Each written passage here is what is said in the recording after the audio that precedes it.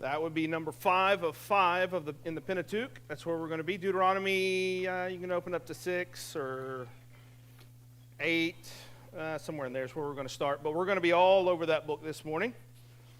And it's a very different book in the way that it is structured than the first 4.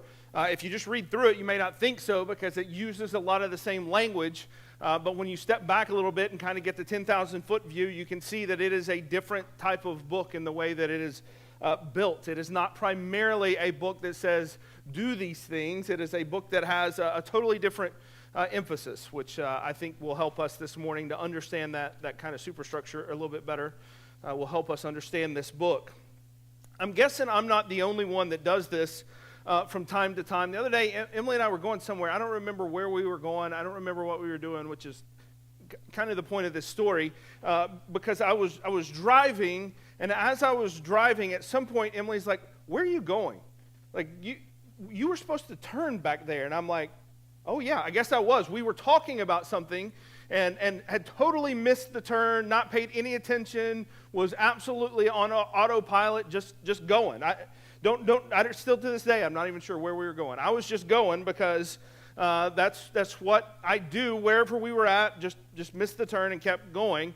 And of course, she told me that like I was an idiot. But she had also not noticed for a while. She noticed before I did, but she also had not noticed. We were just kind of going. We were just focused on whatever we were talking about, focused on life or whatever we were complaining about. I don't know what we were doing, but we were just focused on that and just kind of moving forward, and just really wasn't paying attention to the road and the turns that were coming up. And I've noticed as I get older that I do this more often. I'm going to pretend that it's not because I'm forgetful, but instead that it is because I have grown deeper in thought as I have gotten older, and that means that I am wiser. That's what we're going to pretend. But I notice that, like, as the kids are asleep and as Emily is inevitable asleep on a long road trip and I am left alone with a car that I'm not allowed to turn the radio up loud because everyone else is asleep, that I can just kind of drive, and then I'll look up and it's been 45 minutes and just gone, like almost no recollection of what I've done for the last 30, 45 minutes. Anybody else do that? Like on a long drive, you just completely zone out, and then you look up and you're just like, where am I at? I'm not even sure. I'm not paying attention. That's especially easy these days whenever you have the GPS that wakes you up whenever it's time for you to turn somewhere. You don't actually have to be looking and remembering where you're supposed to turn. You're just like, all right, I'm going to trust Siri, and whenever Siri says turn, then I'll turn. Until then, I'm just going to go. I've done that so many times, but I also do it not just long trips, but locally. Just when you get on these roads that you know so well, and you just are on autopilot, going to the same place all the time. You're awake. You're not asleep. Your hands are on the wheel. The car is on the road, but your mind has been somewhere else entirely. You turned, you merged, you stopped at the traffic lights. You didn't hit anybody, but you still weren't really there, at least not mentally. You were physically present, but mentally absent. You arrive at red lights, you pull into your driveway, and your first thought is kind of like, wait, how did I get here? I don't even know what roads I took to get here. I don't even remember anything about that last stretch. And this happens to us on a drive. When that happens, we kind of chuckle and we're like, wow, that was kind of crazy, and that was weird, and then you just kind of move on. But the premise of the book of Deuteronomy is that you can do that spiritually as well. You can just be on autopilot, kind of heading in a direction, and that the default of our hearts is that we, Christians or non-Christians, but the default of the human heart is that spiritually we are on autopilot. We drift and we go about life without really paying attention to the turns that we're taking or what is happening or how we got there. And it's not as though our spiritual lives are unimportant. It's just that they aren't always on the forefront of our mind. Perhaps there's a thought here, there's a tug at our heart there, but mostly we're just kind of coasting without ever really considering the steps that we are taking. And it's not even that the steps are toward or away from God. It's not even that. It's just that the steps we're taking are just steps to somewhere, like just moving forward in life. And life has a way of pulling us into spiritual autopilot. We come in here and we sing these songs like we just did, but we're not really worshiping. We read the words in the Bible, but we're not really like absorbing and taking them in. We are praying the prayers, but we're not really engaging our hearts. We're hearing God's truth, but not actually remembering and writing it on our hearts.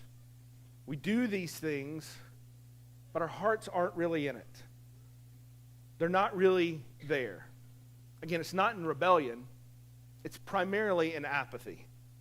This famous quote from C.S. Lewis kind of holds true of from the Screwtape Letters, and this quote says, "The safest road to hell is the gradual one, the gentle slope, soft underfoot, without sudden turnings, without milestones, without signposts." Satan is more than happy to let us just keep coasting. We tend to think like the devil's out to get me whenever our world falls apart. But the reality is, whenever your world is just clicking along, nothing good, nothing bad, that may be when Satan is doing his most work. That quote, the opposite of love isn't hate, it's indifference. And that is what describes so many of our spiritual walks. Just indifference towards God, towards others, towards our hearts. And C.S. Lewis's point is painfully simple. People rarely walk away from God in one catastrophic moment. They rarely renounce him after one big event. They don't announce it. They simply drift. Not through rebellion, but through forgetfulness. Not through defiance, but through neglect. Not by sprinting in the opposite direction, but simply by not paying attention. And that is exactly what Moses sees whenever he writes and pays attention to what is happening in Israel. As they stand on the precipice to the promised land. That is what we've been walking through. That's what the book of Numbers is, kind of this wanderings in the desert and trying to figure out their way. And some, as we saw last week, some weren't going to make it because a generation had to die away because they were afraid of the giants they would face whenever they got to the promised land. But here they are as you get to the book of Deuteronomy. They're right on the precipice. They're about to walk into the land. They don't need any more miracles. They don't need to cross on dry land anymore. They don't need fireworks. They don't need another Red Sea. They don't need another Sinai. They don't need a burning bush. They don't need 10 more plagues. What Moses sees that they really need is memory. And so Deuteronomy is Moses kind of grabbing the people of Israel, kind of grabbing them by the collar, looking them in the face and saying, "Wake up, people, stop drifting. You're on autopilot. Like, come on, get back with me here. You guys have just been going and going and going, step after step after step. You don't even know what you're doing. You need to wake up and remember who you are. Don't drift. Don't forget. Pay attention. Because when you forget what God has done, you forget who God is. And when you forget who God is, you will forget who you are." And so the heartbeat of this book, the whole book, can be summed up in one word, really: remember. Remember. And that framework kind of gives us our framework for the message this morning. It's the framework of the book of Deuteronomy. The book of Deuteronomy is written, it is 3 sermons, basically, 3 speeches that Moses gives. The first is like chapters 1 through 4, and then the next is going to be kind of the middle up and through chapter 24 or 5, I think. But the first one is chapters 1 through 4, and it's kind of a history lesson. It is Moses saying, here's all the things that God has done. Let me remind you of all the ways that God has done these things. And so here's what we're going to do. Here's the structure for the morning. Remember what God has done, remember what God requires, and remember what God promises. That's going to be our format, and that is the format that Moses gives us in this book. So it's structured differently than all these other books because and like I said, the verses sound the same, a lot of the same language, and if you're not careful, you can think, oh, I'm just rereading stuff that I've already read before. Why is it that Moses keeps saying this stuff? Why do they need to keep saying this stuff in these first 5 books that I've heard so many times? That should be a clue to you as to what is being addressed here. And it is our hearts and our tendency to forget. We are a forgetful people. So you have these 3 different speeches from Moses, and it kind of serves as the technical background, which he will explain a little bit more in the next speech. But it kind of gives the historical context for everything else that he's about to say in the rest of this book. And so here's the overview of what he covers in chapters 1 through 4. He kind of gives this broad historical narrative from leaving Sinai to God carrying them through the wilderness, to the discipline in the wilderness, to the rebellion, the disobedience and lack of faith and fear that is expressed. We looked at last week in Numbers 13 and 14, whenever the spies come back with their report, he recounts all of that. He recounts some of their victories that they have that's in the back half of the book of Numbers. And he just goes over and over and over God's faithfulness despite Israel's unfaithfulness. That's chapters 1 through 4 of the book of Deuteronomy. And so this is Moses saying, here's what happened. Let me just give you the historical context for where we're going next. Here is what has happened. And then what follows in chapters 6 through 11 is part of the second speech Moses gives that kind of draws on the historical background he just laid out in 1 through 4. So it goes from here's what happened to here's why it matters. That's kind of the structure here for these first few chapters. And then in chapter 8, Moses gives us very specific reasons why it matters, why the history matters. And so Deuteronomy chapter 8, verse 2, he writes this, "And you shall remember the whole way that the Lord your God has led you these 40 years in the wilderness." You shall remember. Some version of that phrase, you shall remember or take care lest you forget, is used 20 times in the book of Deuteronomy. And every time they're tied to God's faithful work and the people of Israel being told to remember the covenant God has made. So 20 times God says, remember or take care that you don't forget. Over and over and over, that refrain is repeated for us. It is the emphasis of what is driven there. Let's get a feel for one of those. Looking just back a couple of chapters, look in chapter 6. Chapter 6, verse 10. Some of my favorite verses to read, especially this time of year as Thanksgiving gets closer. "And when the Lord your God brings you into the land that he swore to your fathers, to Abraham, to Isaac, and to Jacob, to give you, with great and good cities that you did not build, and houses full of all good things that you did not fill, and cisterns that you did not dig, and vineyards and olive trees that you did not plant. And when you eat and you are full, then take care lest you forget the Lord, who brought you out of the land of Egypt, out of the house of slavery. It is the Lord your God you shall fear. Him you shall serve, and by his name you shall swear." Vineyards you didn't plant, wells you didn't dig. What Moses is saying is, Israel, you are beneficiaries of work you didn't do.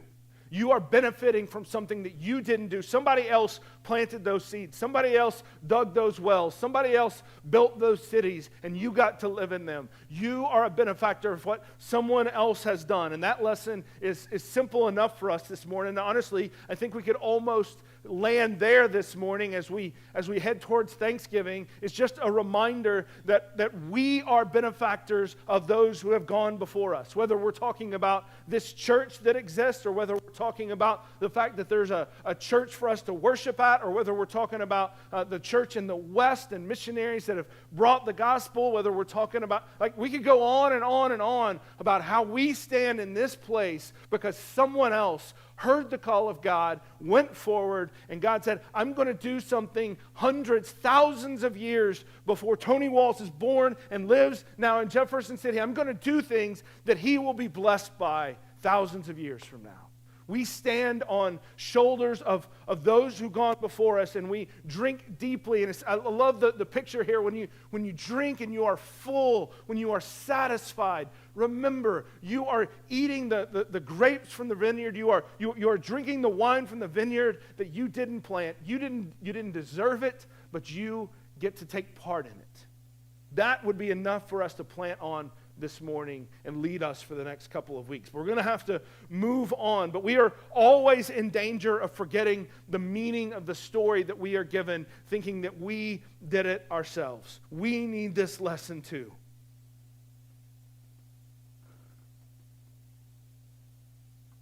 We forget the story because we are on autopilot. And what Moses is saying in this book is, remember Egypt, remember the cries, remember the plagues, remember the blood and the lamb, remember the Red Sea, remember the manna in the wilderness, remember the water from the rock, remember the cloud and the fire that led you, remember Mount Sinai, remember the Ten Commandments, remember God's law, remember how God carried you when you had no strength, remember how He rescued you when you had no hope, remember how He heard you whenever you cried out. Israel, remember, this is who you are and this is who He is. Moses says this with such force and such such passion because he knows that memory is what ties our hearts back to the story of God, back to the story that He has been writing in these first 5 chapters. If we forget that story, then we forget everything up until that point. And without it, we have no story to tell ourselves. We have no antidote to our fear. Remember last week, Caleb's antidote to fear of the giants was not that he was strong, it's that God had been faithful. That was the antidote to fear. If we forget the story, we are no longer safe and protected from that fear. We must remember the story. If we forget the story, we have no counter to our arrogance. We begin to think that we are the ones that deserved it, that we somehow drank from those wells because we did it. And we forget that we aren't the ones who did that. We aren't the ones who set all this up. We aren't the ones that are the benefits of blessing, but instead we start to think that God owes us something. But the idea here is there needs to be a memory. Without a memory, we forget that we need God. And we just kind of get coasting along in life. Our hearts will default to Egypt if you forget that God is the one who delivered you from it. And Moses knows the moment that they get comfortable, the moment that Israel starts to think they deserve blessing, the moment that they taste that blessing, the moment they settle in the land, whenever they cross across and they finally take hold of the land that had been promised, he knows that they will be tempted to think, we got here on our own, we earned this, we did this, we deserved this. With no memory of what God has done, obedience is optional because God is unnecessary.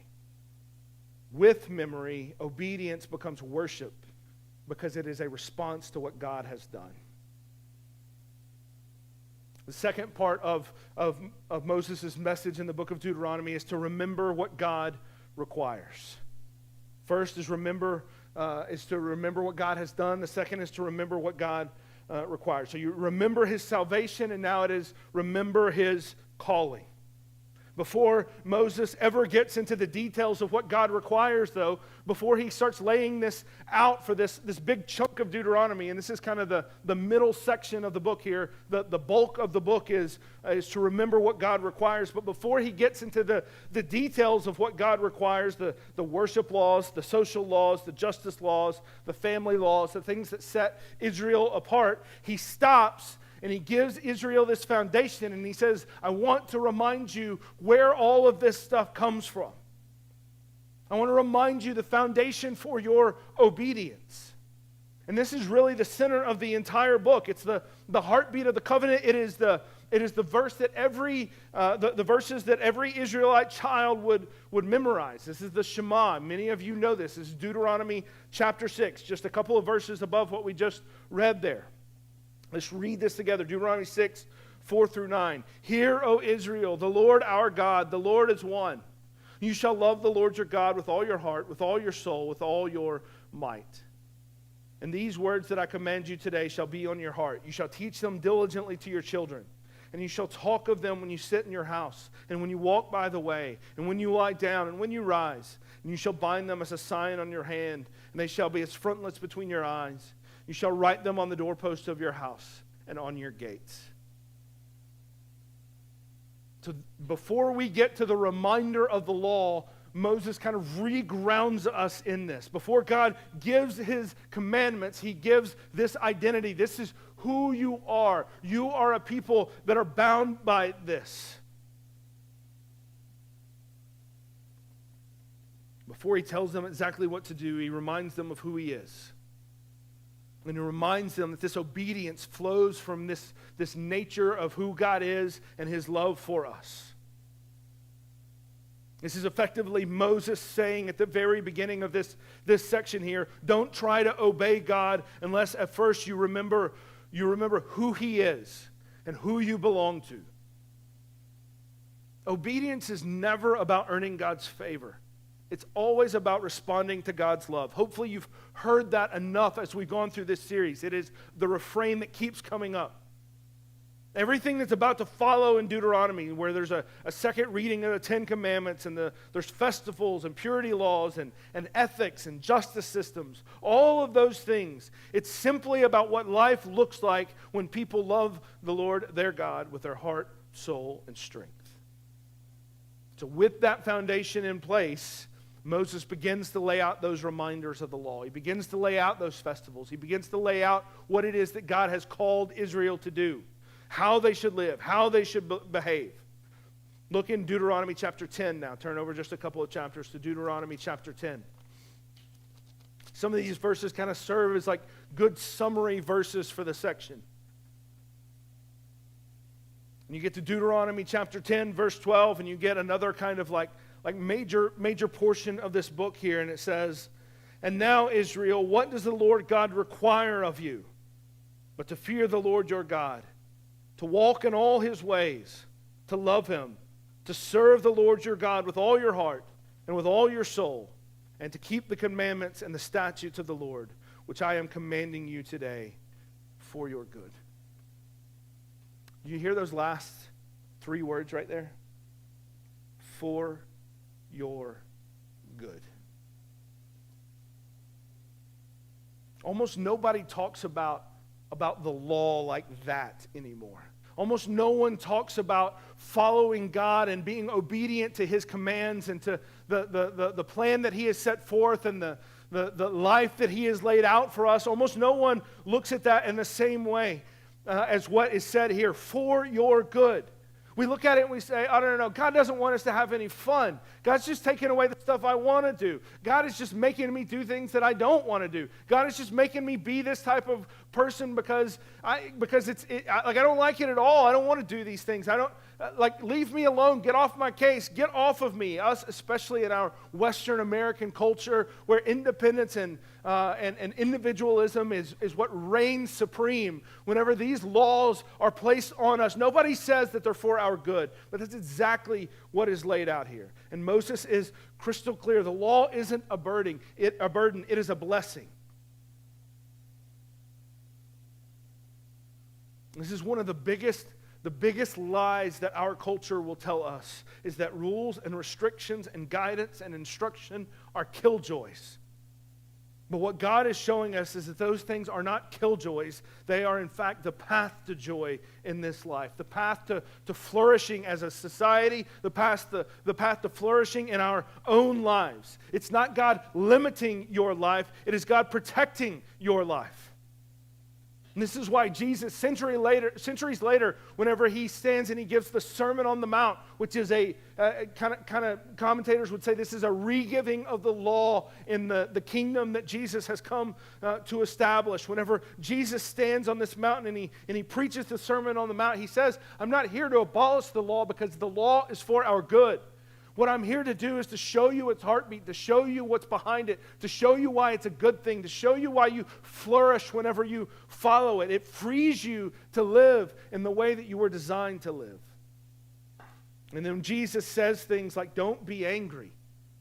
Don't look on others with lust. Forgive without limits. Don't worry about tomorrow. Do unto others as you would have them do unto you. This is just like Moses saying, this is the way to life. This is the way to flourish. This is the way to remember who God is and who you are.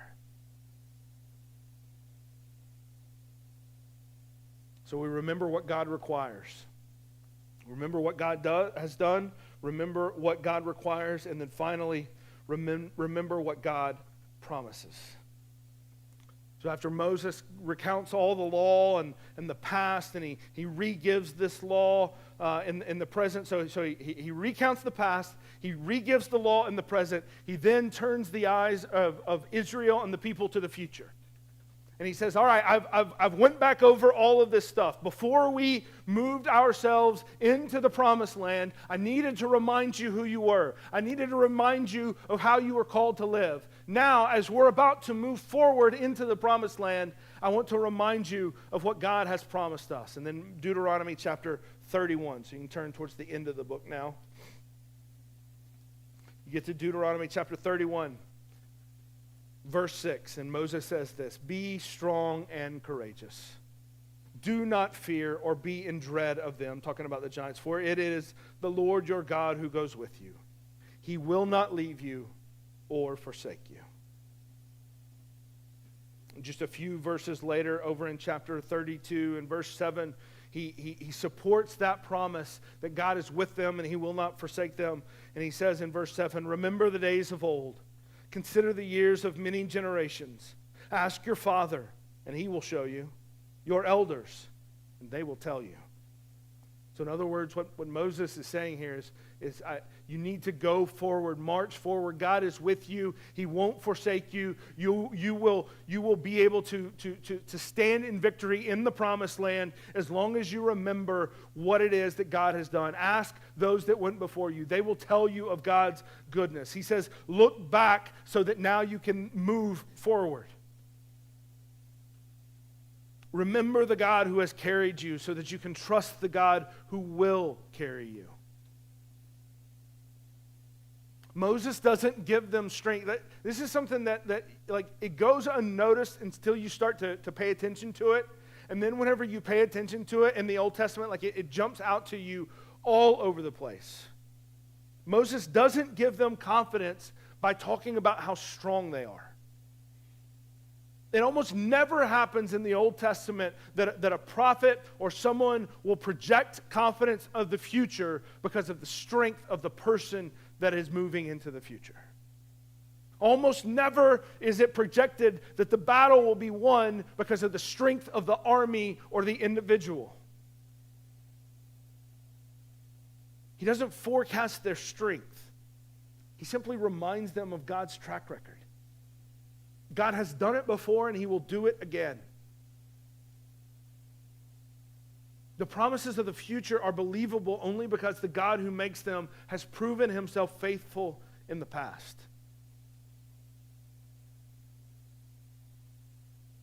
God doesn't say, he does say this, but he doesn't just say this. He doesn't just say, I saved you in the past or obey me in the present. He says, I will go with you in the future.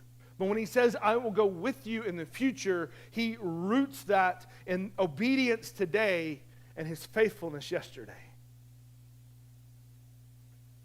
And so Moses tells them, you're not going into the land alone. You will not face the giants and the nations alone. You will not fight your battles alone. You will not live one day without the presence of God. Even when Moses dies, the promise doesn't. If you keep reading ahead, you can see how the promise doesn't die with Moses. It simply transfers over to Joshua. And Joshua claims the same promise that Moses did. And that message is that God is with you. Moses also gives a warning. He says, if you forget, if you drift, if you choose other gods, you will lose the very life that God desires for you. Not because he has abandoned you, but because you have walked out from under the blessing that he has provided. He freely gives this blessing. You simply need to stand under it and then live in obedience in order to experience it. And so Moses ends this book here close to the end in Deuteronomy chapter 30. I told you we'd be bouncing around. Deuteronomy chapter 30, he ends with this kind of like this moment, one of the great kind of crossroads scriptures in the whole Bible. And he tells them, you're about to head to the promised land, and here's what I want you to know. I mean, listen to the weight of these words. I call heaven and earth to witness against you today. That's a way to start, right? I call heaven and earth to witness against you today, that I have set before you life and death, blessing and curse. Therefore choose life, that you and your offspring may live, loving the Lord your God, obeying his voice, and holding fast to him. For he is your life and the length of days, that you may dwell in the land that the Lord swore to your fathers, to Abraham, to Isaac, to Jacob, to give them. I call heaven and earth to witness against you today. Life and death, blessing and curse. That's the theme. The theme of Deuteronomy is look back and then move forward. Remember and then proceed and trust. This is all over the pages of the New Testament too. What Moses does in Deuteronomy, warning them not to drift, not to forget, not to let spiritual autopilot kind of take over and you just kind of move forward, forgetting what's behind, kind of like, I don't even remember what happened there. I'm just going to keep on going. This is Moses' message, and it's all over the New Testament as well. In fact, I would say the New Testament picks up this theme and then amplifies it even further. The call to remember becomes one of the major themes of the entire Christian life. Think of Jesus' last night with his disciples, the Last Supper. Whenever we take the table, whenever we take the elements, what is it that we say whenever the New Testament kind of picks up this language and Jesus does this? He gives them a meal, the bread and the wine, and then he says, do this in remembrance of me. Not because they would forget the events of that night.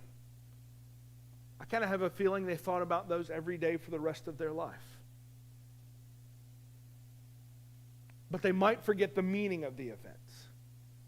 And they might just kind of move about life, forgetting what they had been through and what it meant. They might remember the event, they might remember the facts, but they might drift from the truth.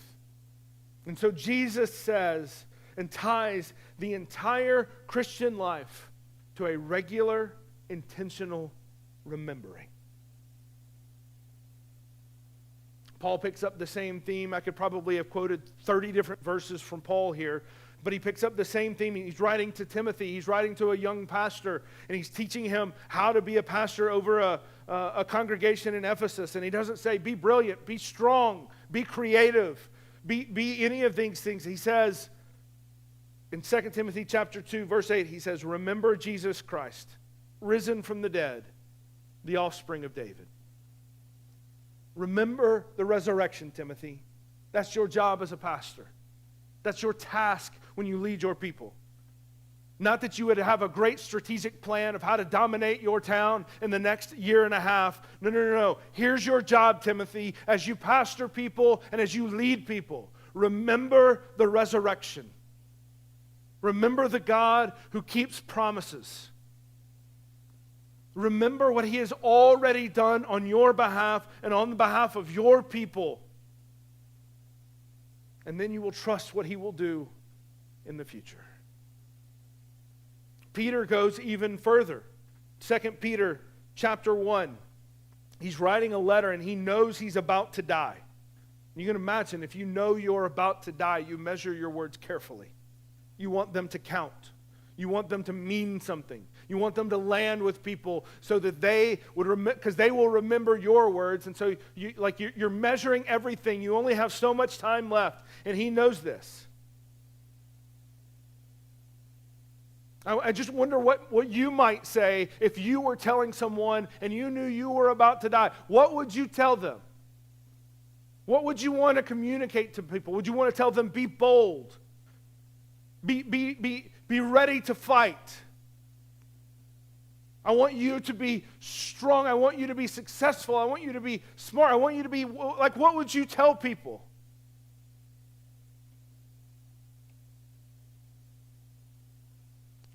Peter is about to die. And brash, bold, speak first, think later, ready to fight Peter says his mission in life, his goal of his life and his ministry would be that his people would remember. 2 Peter chapter 1, verse 12. Here's how he says it. Therefore, I intend always to remind you of these qualities, though you know them, and you are established in the truth that you have. You already know these things. I'm not teaching you anything you don't know. There's no novel theology Peter is trying to give them in his final days. He says, I think it right, as long as I'm in this body, to stir you by way of reminder, since I know that I am putting off my body, that I'm putting off of my body, the putting off of my body will be soon, as our Lord Jesus Christ made clear to me. And I will make every effort so that after my departure, you may be able at any time to recall these things. That's his goal for his people. I wonder if that's the goal for your family. I mean, we all want kids that grow up and are successful and that are kind and that do good things in this world. And we all want kids that do those things. We want to be successful. We want to make money. We want to make our lives comfortable. We want to do all of these things. I wonder how many of us would say and actually believe with all our hearts that the goal of our lives, the goal of my leading of my family, the goal of the interactions I have with people, the goal that I want and the people that I love the most, what I want is that they would remember, that you would stir them up by way of reminder, the truth of the resurrection, so that after our departure, they may be at any time able to recall these things. What a goal. What a truth and a powerful thing to aim for. And I don't think I don't think anyone has ever told me that should be the aim of my life. Across the whole New Testament, remembering is not nostalgia. It's discipleship. It's how our faith stays awake. It's how our hope stays rooted. Remembering is not a passive thing. It is an active discipline. I want you to listen to this definition. I put it up here. It is an active discipline of bringing God's past faithfulness into our present struggles so that we can trust Him with our future lives. It is an act of discipleship that brings God's past faithfulness into our present struggles so that we can trust Him with our future lives. That's what Moses calls us to do, and that's what the writers of the New Testament call us to do over and over again. It's what Jesus calls us to do in the Last Supper when He knew He was about to die. Moses ends Deuteronomy by warning Israel that their greatest danger isn't armies, it isn't giants, it isn't hostile nations, it's forgetfulness. It is spiritual autopilot. It is drifting. It is forgetting the God who brought them this far. That's exactly how we started this morning, driving miles without noticing, moving forward without paying attention, taking the next step, going and just going and just going and just going, and that's most of our lives. We're just going, and then we'll wake up tomorrow on Monday and we'll just go, and then we'll get to dinner, and then we'll go to bed, and then we'll get up on Tuesday and we'll just go, and then we'll have dinner, and then we'll go to bed, and we'll get up on Wednesday and we'll just go, and that's the lives that most of us live over and over and over and over again. And then we get up and we look back, and it's been 10 years, 15 years past, and we look back and we say, how did I get to this place? This is not where I thought I was going. I think maybe I missed a turn somewhere. And Moses is like, no, wake up, pay attention. Do whatever you got to do to stay awake. Remember how you got here. Because how you got here is how you'll keep going in the future. Maybe some of you have crashed and burned because of one big decision. That happens. But it's almost never the case. Most people don't crash because of one big decision. We drift because of 1,000 small, unintentional ones. The safest road to hell is the gradual way. The gentle slope, soft underfoot, without signposts. No rebellion, just drift. And Moses' solution and the writers of the New Testament, their solution is the same. Remember, wake up, respond, act. Hebrews 3:15 says, today, if you hear his voice, do not harden your hearts. Maybe that's you, a believer who has been drifting, not denying God, just kind of neglecting him. Not running away, just quietly wandering in whatever direction. Deuteronomy is God's gentle but urgent hand on your shoulder, saying, don't drift your way out of the joy that God has for you. Remember who I am. Remember what I've done. Come back before your heart grows dull, your memory fades, and you don't know what it looks like to experience the joy of my salvation.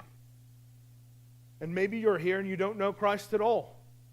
Your whole life has been one of a long spiritual autopilot. Moving, working, surviving, going to school, going to jobs, doing just whatever you got to do because that's what life is. It's just moving through life, like just one day at a time, 1 week at a time, and you just move on through life. What else is there to do?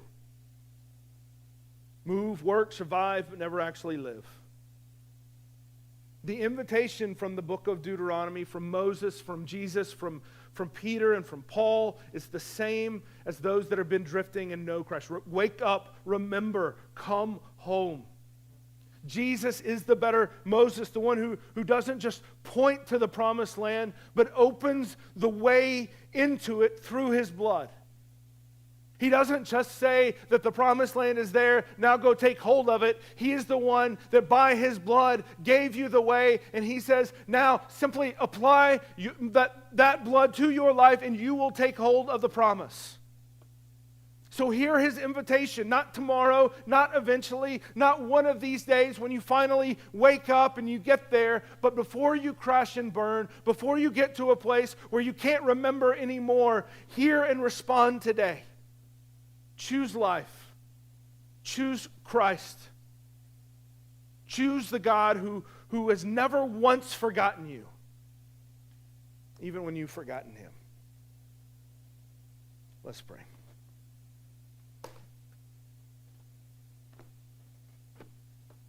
Father, it is our confession that we are a forgetful people. We are a distracted people. We are a people whose minds ruminate and dwell on things that are not holy, that are not good, that are not worthy of you, and that are not worthy of our lives. But we spend our lives chasing those things and pursuing those things. And we spend our lives just moving through life. Father, I pray for some of us in here this morning that we might stop for just a second, look back at the road behind us and ask the question, how did I get here?